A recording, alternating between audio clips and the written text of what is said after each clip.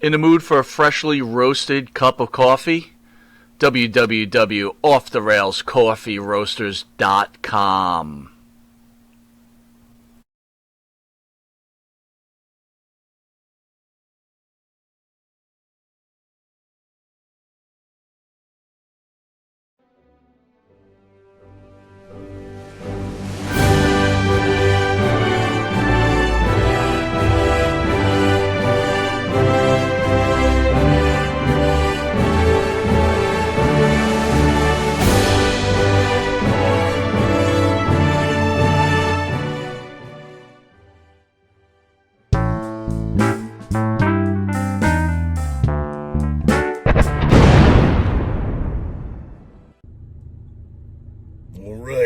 This time I'm making sure it's recording.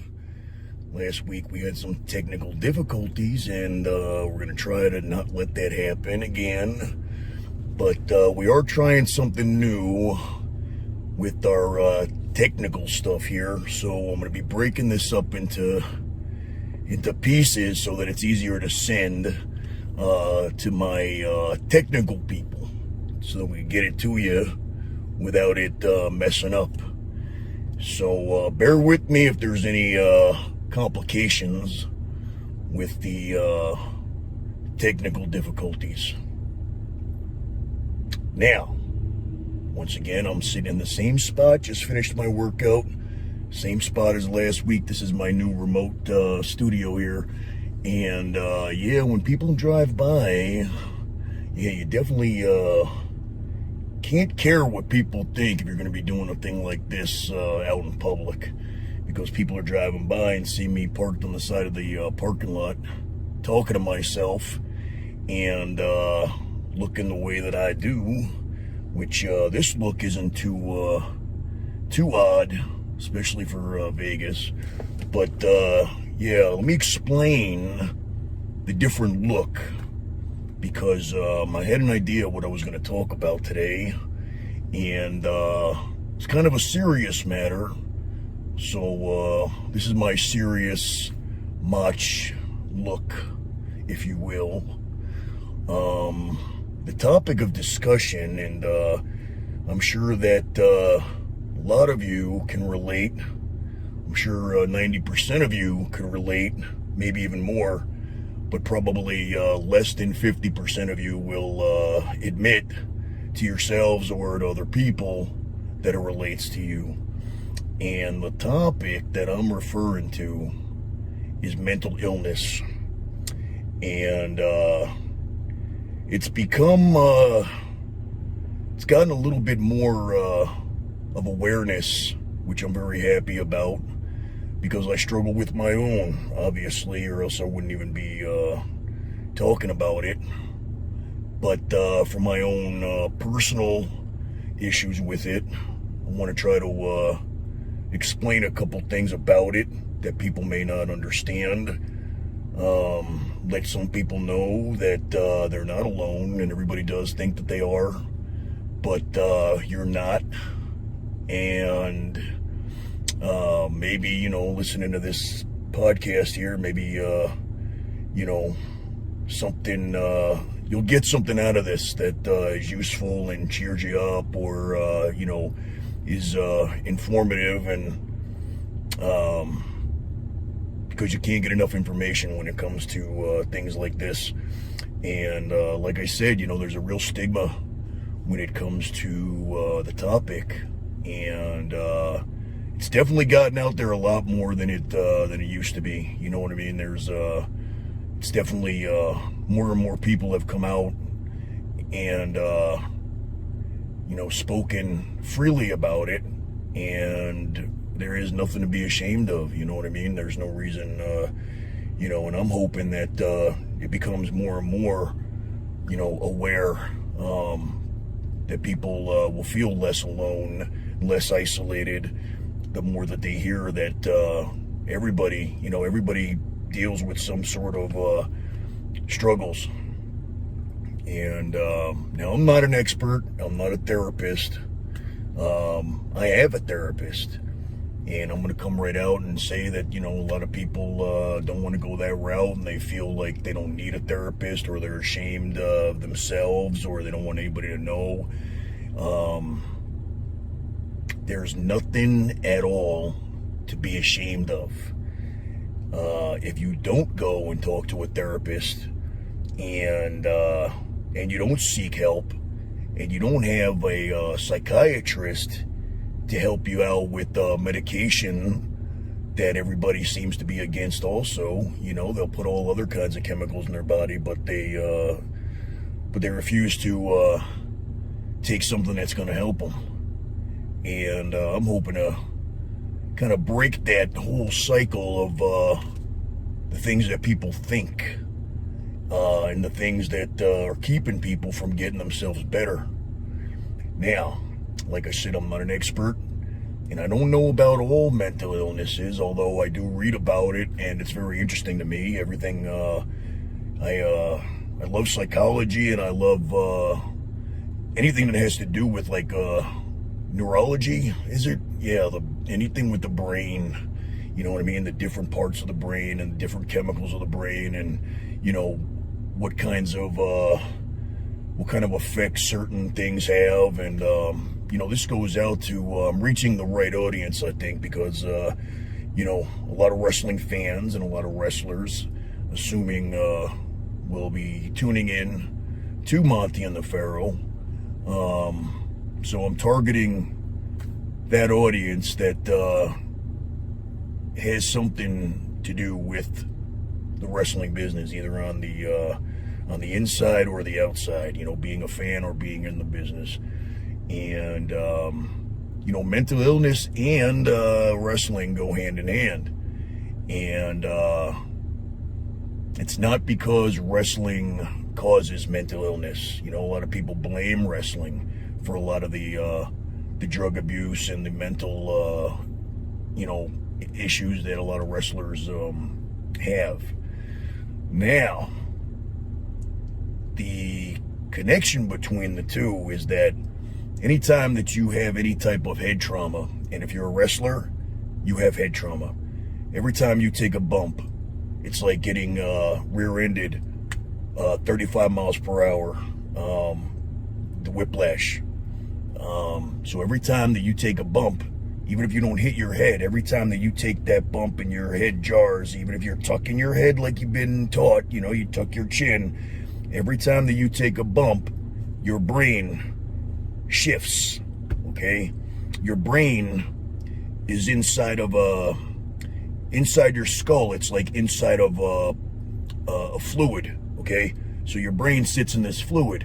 Now, every time that you get, you know, either in a car crash, or you get, even if you don't hit your head, anytime that you get some type of whiplash like that, your brain hits the sides of your skull, boom, boom, boom, boom, boom, like that. So you imagine doing that over and over. That's why they say, save your bumps, man. You only got so many bumps on your bump card, and that doesn't just mean, you know, your back, you know, and, you know, your back and your neck, which also, you know, takes a toll for sure.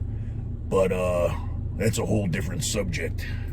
This is talking about, you know, basically banging up your brain. That doesn't help when it comes to, if you already have any type of, you know, brain issues, which a lot of us do, or else we wouldn't get into the wrestling business in the first place. And I say that jokingly, but not jokingly, because, you know, anybody who wants to do that for a living, getting beat up, and, you know, has that passion of, you know, the entertainer brain is a lot different, I tell people, than, you know, when you get a high from a crowd and you're willing to put your body on the line.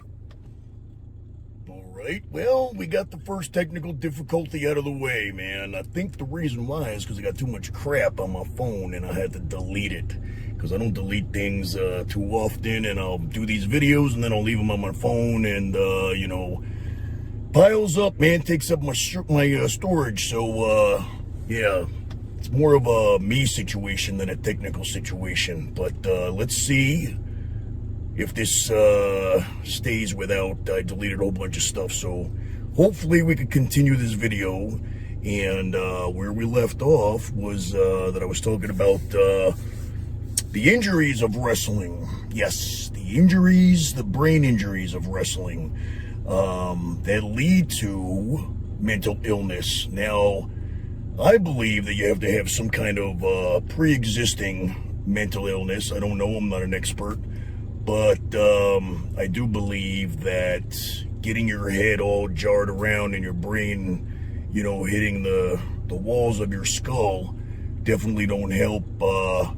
That can cause a TBI, which is a traumatic brain injury, which I personally have been diagnosed with that from my time wrestling. And I didn't do much, man. I didn't land on my head a whole bunch. I wasn't doing all kinds of have coronas and, you know, flippity floppity and landed on my head and all. But the years of bumping, you know, I never really, never took chair shots and dumb things like that. But I have been, you know, I've hit my head a couple times, you know, taking a bump and my head would snap back. And I know that I had to have been concussed a couple times because I know, you know, when you get up and you don't know where you are and you know, you're looking around the audience and you don't know, like, you don't know what side of the ring you're on and you're looking for the entrance way to try to get your wits about you and you don't know. That's what I've experienced. So, you know, some of you wrestlers out there might know what I'm talking about. You can relate.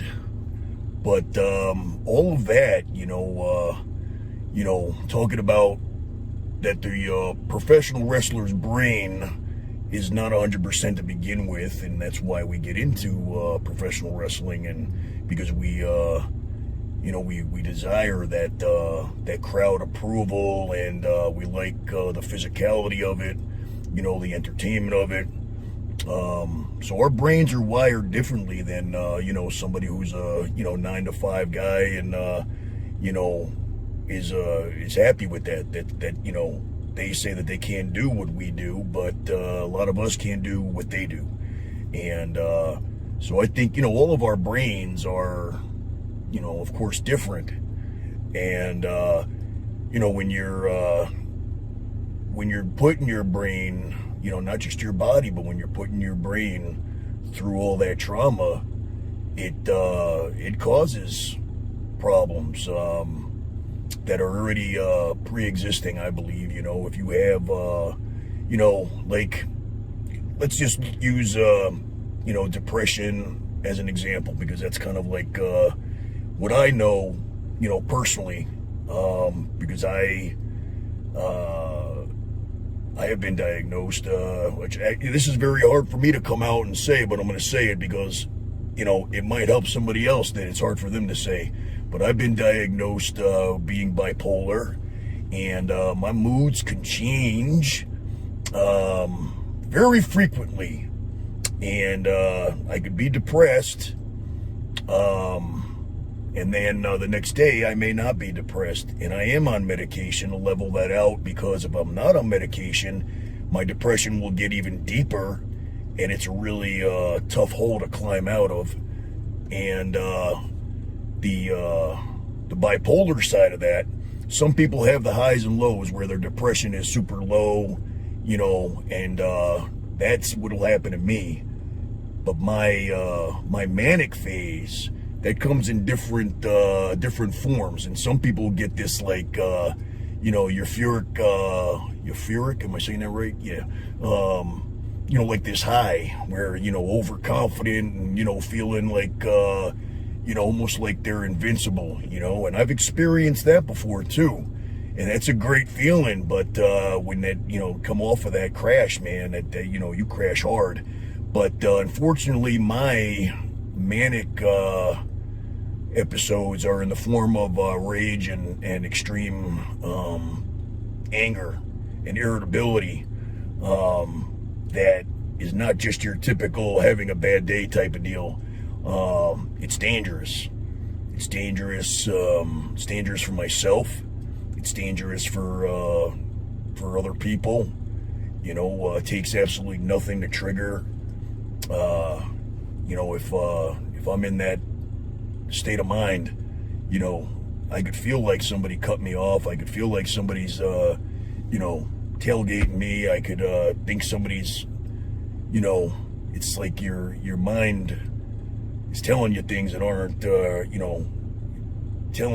telling you that you're being, fucked with, and you're not.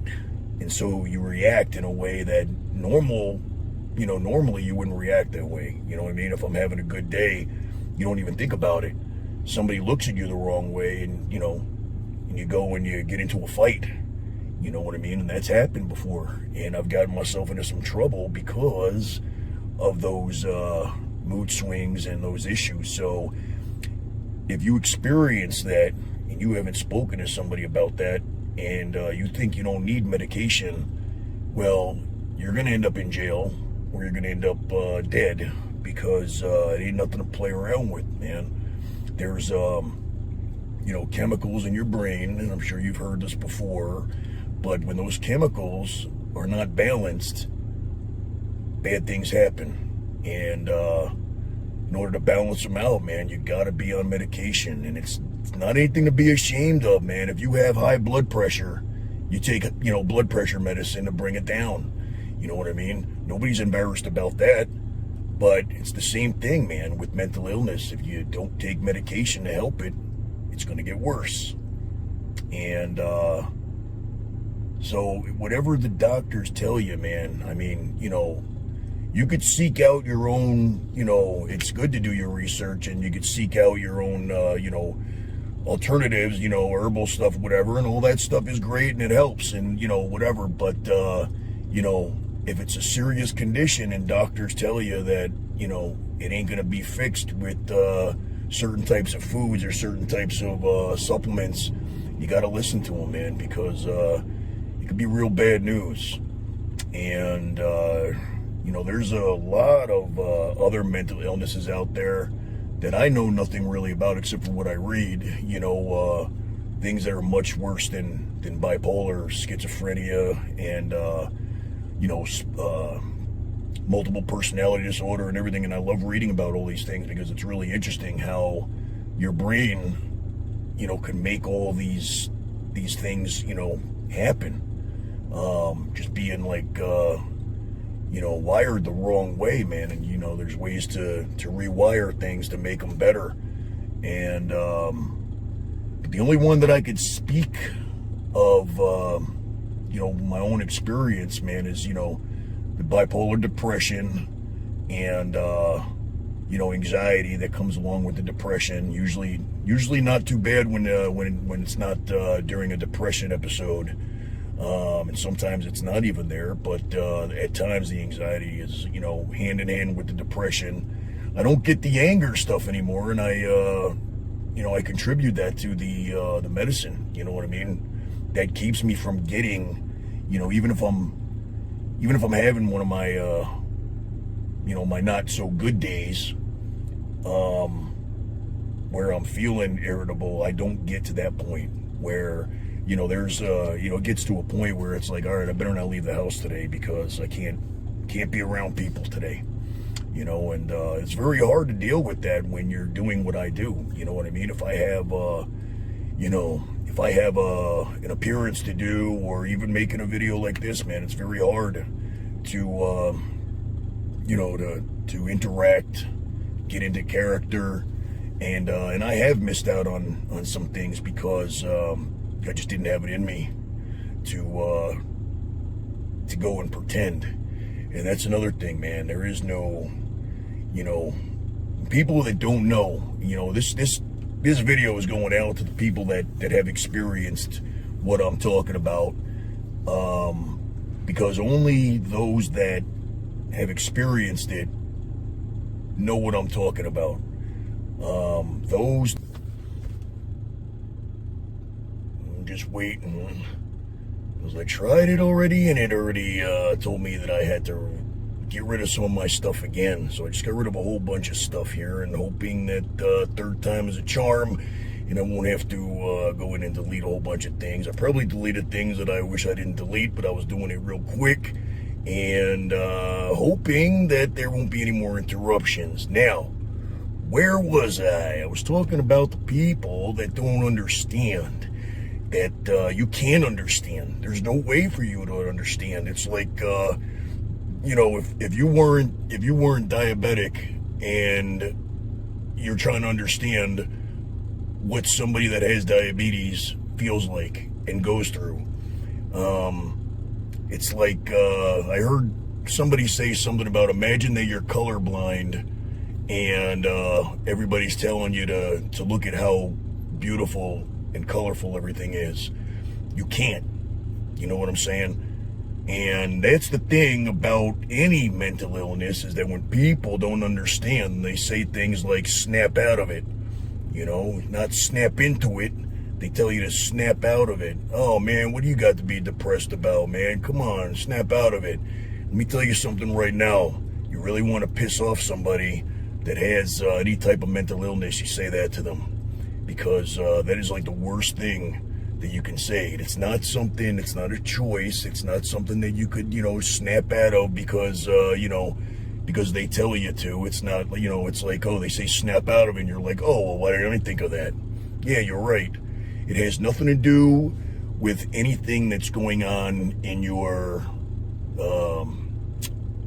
outside world. There's been plenty of people that have committed suicide, that have had, money, fame, family, everything. Look at Robin Williams. You know what I mean? There's always some mental illness that leads to that unhappy place that makes them want out. And it doesn't matter what you have, in the physical world. In your mind, you are not happy. And you can't be happy based on physical things. You could win the lottery. If you're going through a depressive stage, you could win the lottery and it will not change the fact that you're going through a depressive episode. Try to understand that. Now, another reason why people don't understand is because people use the word depressed in the wrong fashion. And they'll say things like, my car broke down, I'm so depressed. You're not depressed. You are not happy about the situation. Two different things. Clinical depression is exactly that. It's a chemical thing, all right? Where it's not there's such thing as a situational depression. Somebody in your family dies. That could trigger you to get depressed, yeah. But there's triggers, and then there's people that don't even need a trigger, that absolutely nothing will happen, and from one day to the next, man, it's like, you know what? Yesterday I was happy. Today I'm not, I'm feeling depressed. Nothing happened. Nothing changed in between yesterday and today. It's just the way that it is. And the way that I look at it is that when that happens, man, I just say to myself, you know what? It's like having a cold, okay? It's like having a flu. You get sick. You get over it. You know what I mean? You get sick. You take care of it the best way that you can. You get better and you move on. And that's the way that I think about depression. I know that it's not going to last. I know that that's not where I'm stuck, and I know that that's not really me. Just like when you're sick, man, you don't go, oh, well, I have the flu and I'm going to feel like shit forever. It's not, it's the same thing, man. Now the only way that it's going to relieve itself and it's going to, subside is by taking care of yourself and being on the medication that you're supposed to be on. Now, one of the worst things you could do is if you're on medication and you decide, well, I don't need this anymore, because you're feeling good. You don't realize that you're feeling good because of the medication. A lot of people, including myself, have made that mistake, and that's one of the biggest mistakes that you could make, is saying, oh, well, you know what? I guess it's gone. I've been feeling pretty good. I'm going to stop taking this. And then what happens is your body needs that. You know what I mean? It strains you out. You know what I'm saying? So now you stop, and your brain starts to go haywire because it's not getting what it needs to regulate. Okay, I'm doing a lot of comparisons here, but if you look at somebody who's diabetic and they need insulin, you know what I mean? It's like, you know, you take a diabetic and you say, you know, the diabetic says, oh, I'm not going to, you know, I'm not going to take my insulin. I'm fine. You know what I mean? I don't need it. You do need it, you know?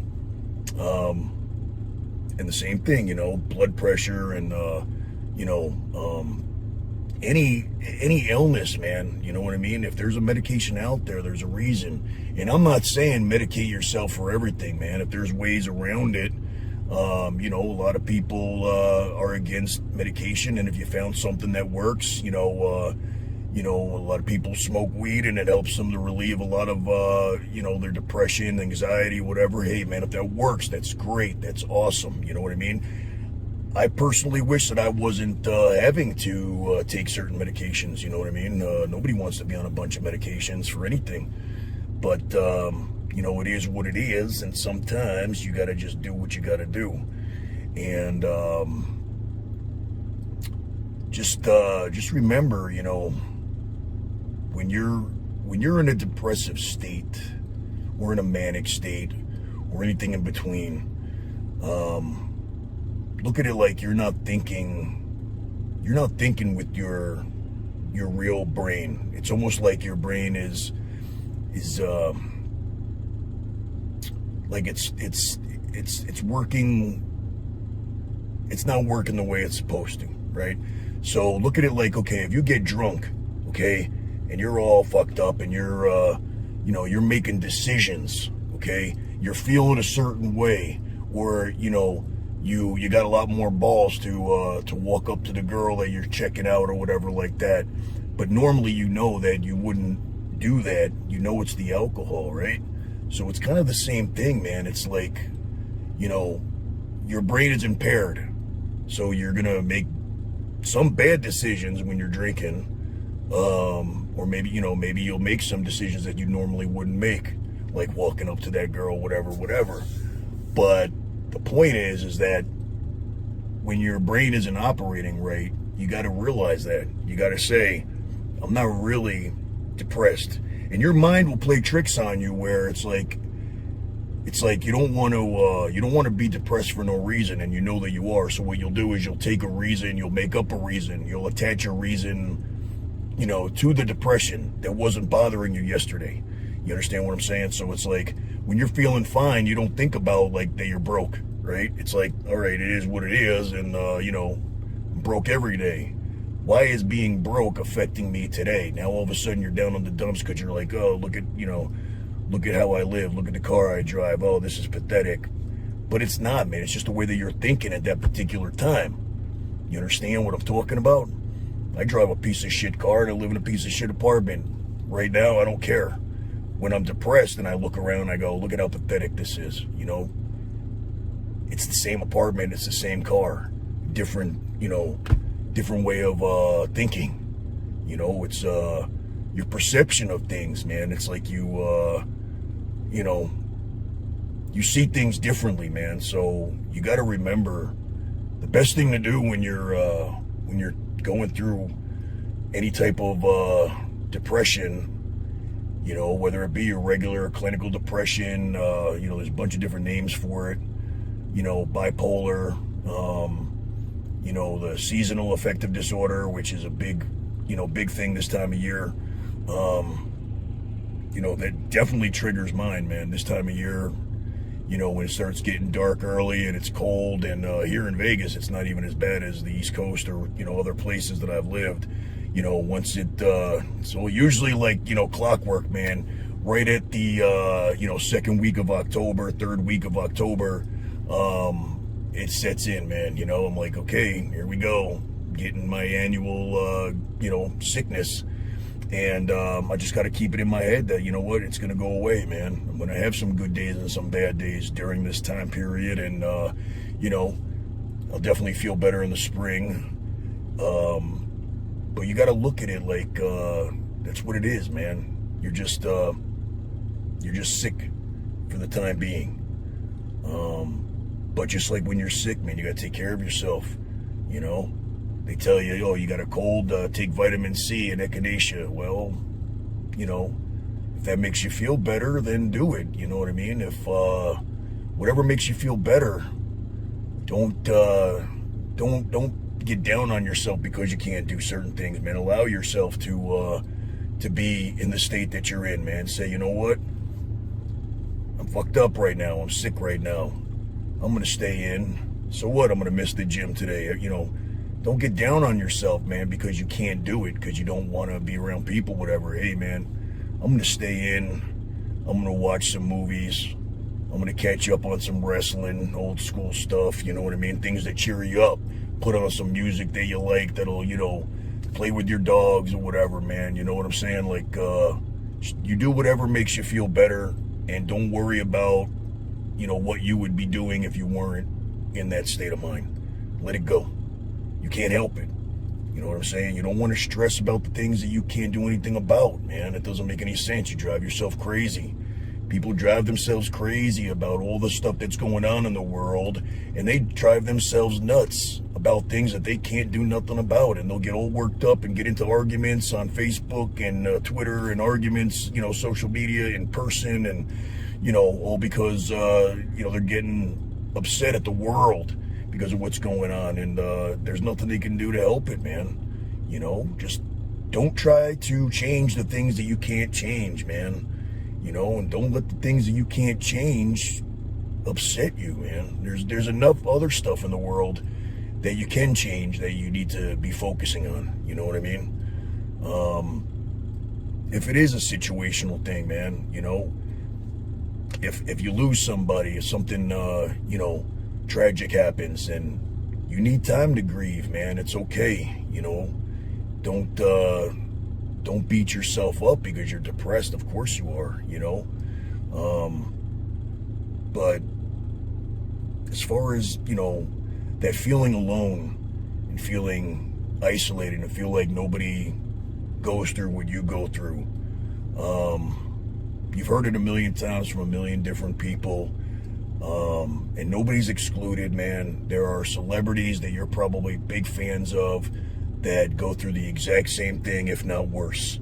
And of course they don't talk about it. You know, some have come out and talked about it, and I like hearing that that there are, you know, people that have a platform that people listen to, you know, famous people that have fans, and they, you know, these celebrities will come out and say, hey, you know what, you know, I suffer from depression, I suffer from, you know, this and that.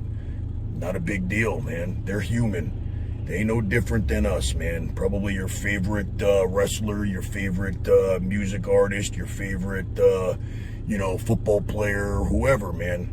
You know, there are celebrities, probably more so, man. That's why you hear about so many celebrities that have either committed suicide or accidentally overdosed because, you know, drug abuse and addiction go hand in hand, man. There's very seldom will you see somebody who has an addiction problem that doesn't have a depression problem.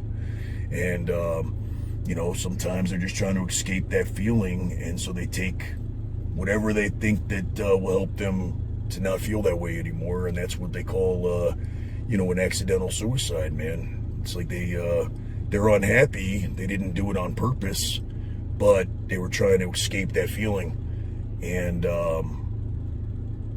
you know, being that this is a wrestling podcast, and I'm hoping that there's wrestlers out there that are listening to this and that go through the same thing and that understand that, you know, you're definitely not alone, man. And when you're in that mood and you're in a depressive episode, you think that you're alone. But again, that's just your mind telling you that.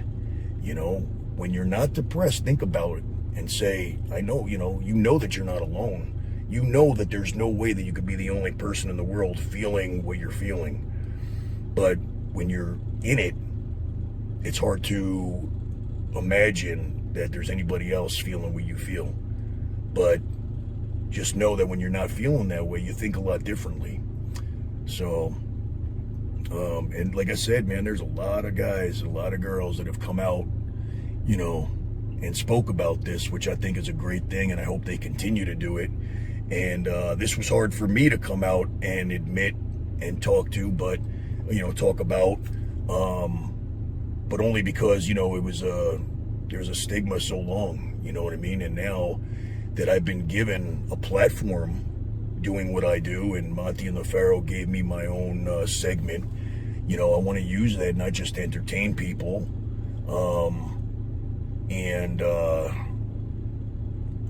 people will listen. If you don't have a platform, it's hard to get out and reach people. And, and even if you have a platform, if you're not somebody that, if you're just your regular average Joe, maybe people aren't going to listen to your message. But if I have any fans out there that like what I do, and look forward to seeing my podcast or seeing anything that I do, and they hear this, they might go, hey, man, you know what? Motch is a cool dude. And shit, man, if he's got all these issues, and he could speak about it, then maybe I can too, And that's what I'm hoping, man. You know what I mean? If one person listens to this and goes and gets themselves help or realizes that they're not alone, then mission accomplished. It's not easy to admit, that you're not perfect. And it's more common than not. You know what I'm saying? The only reason why you don't hear about a lot of people is because they keep it quiet, not because they don't have the same issues that you have. So keep that in mind, man. And you hear it on every time anybody is talking about this. There's numbers to call. There's a suicide hotline. I don't have the number handy right now, but it's easy to find. There's always somebody out there. There's always somebody out there to talk to. Even if you're not suicidal, man, you pick up the phone and you could call and speak to somebody, and it's usually people on the other end that understand it, and that suffer from what you're suffering from. Because like I said before, otherwise, you can't, nobody could put themselves in that place. You know what I mean? If they haven't lived it and experienced it. Talk to a friend that might have come out and told you that they go through the same thing, that they have depression issues. The only thing I would recommend is don't talk to anybody that doesn't get it.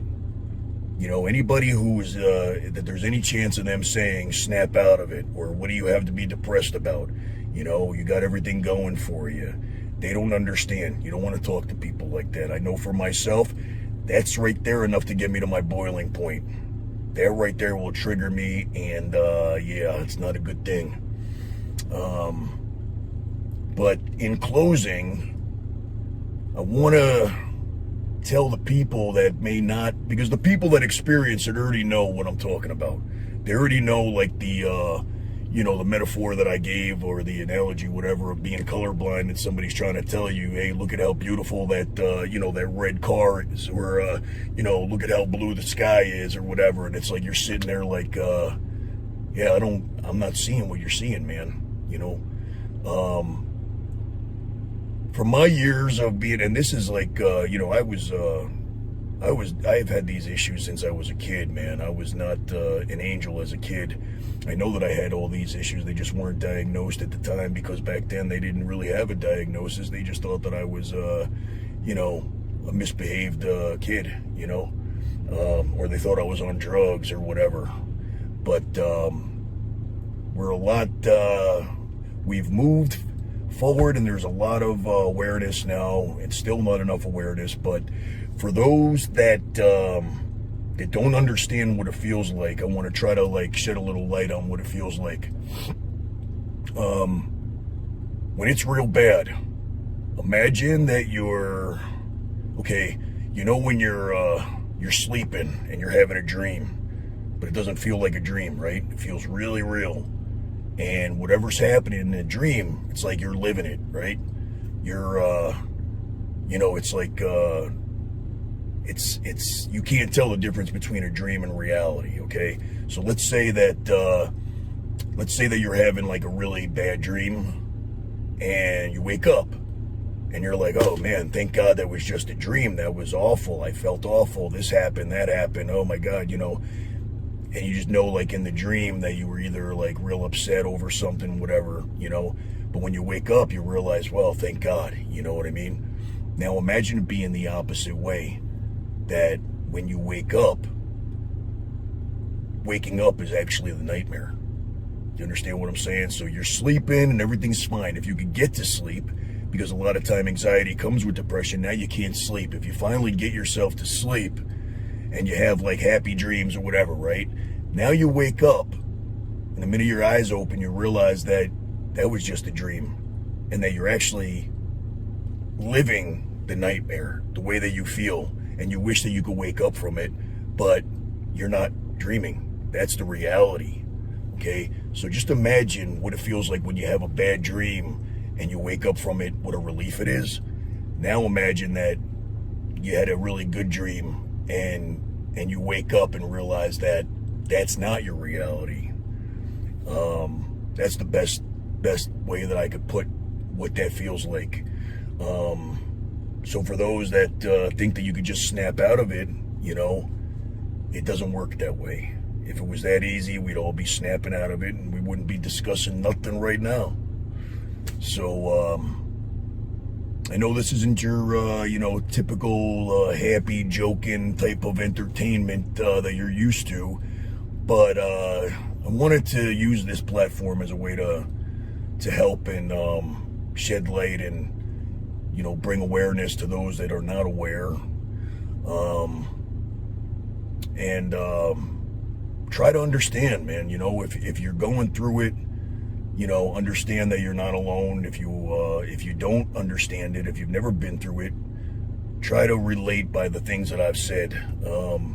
It's like, another analogy would be like, imagine you're drowning, right? You're drowning, and let's say that you're like drowning in, you're on the ice and the ice breaks, right? Now you've fallen into the water and you can't find the hole that you fell into, and there's just ice and you're trapped underneath that ice, and you could see the outside and you want to be on that other side, but you're trapped under this ice and you can't get out, and you're banging on it, and you just want to feel the relief of breathing. Okay, let that sink in your head the next time that you tell somebody to snap out of it and you think that you understand, because you don't understand. And don't try to make believe that you understand. Be there for your friend or your family member the best that you can. But don't tell them that you get it. And don't tell them, oh, well, I was depressed too. My dog died, and yeah, you were depressed because your dog died. It may have triggered your depression if you were already, if you already had, susceptible to having depression. Okay, big difference. Don't put yourself in somebody's shoes who actually go through depression or anxiety or manic episodes. Just try to be there, to listen. Just listen. Don't say nothing, because whatever you say is probably going to be the wrong thing, because you don't know. You know what I mean? Just let them know that they're not alone. Let them know that you're there for them. Let them know that they can talk to you if they need to vent. You know what I'm talking about? So hopefully this message didn't bring you down. Hoping that it actually cheered some people up and made other people aware. And I just thought it was a good idea to touch on this topic, because this time of year it's tough, man. Some people don't have family and friends, and they're alone during the holidays, and I can relate to that, because I don't have family here, and I got like one friend here, and luckily they're like family to me. So this time of year is tough, man. You know what I mean? If you have any type of depression issues, man, the seasons will trigger it for sure. But stay strong. Try to understand that you're not alone, and try to help other people. That believe it or not, man, it really helps. You know what I mean? It helps me talking to you guys right now. You know, if you suffer from any of this, talk to people that also suffer from it, because they need somebody that does know what they're talking about. They need somebody that knows what it feels like. So you'll be surprised how much better you feel after helping somebody that is going through the same thing that you're going through. So on that note, I'm gonna let you guys go. Hopefully you all are smiling right now. And I'll be back next week with a little holiday edition of Motch-0-Mandays. That'll cheer you up. Yeah. This was the gloomy one. This was the Grinch one. This was the Ebenezer Scrooge type of podcast. Hopefully not. Hopefully it didn't get you down in bah humbug and all that. But next week will be something entertaining and fun. So I'll see you guys. And thumbs up, because there was no more technical difficulties, because I erased everything off my phone. So I hope I didn't have any valuable stuff on there that I'm supposed to share with you guys at a later date, because chances are it went bye-bye. I will see you when I see you. Yeah, dig it.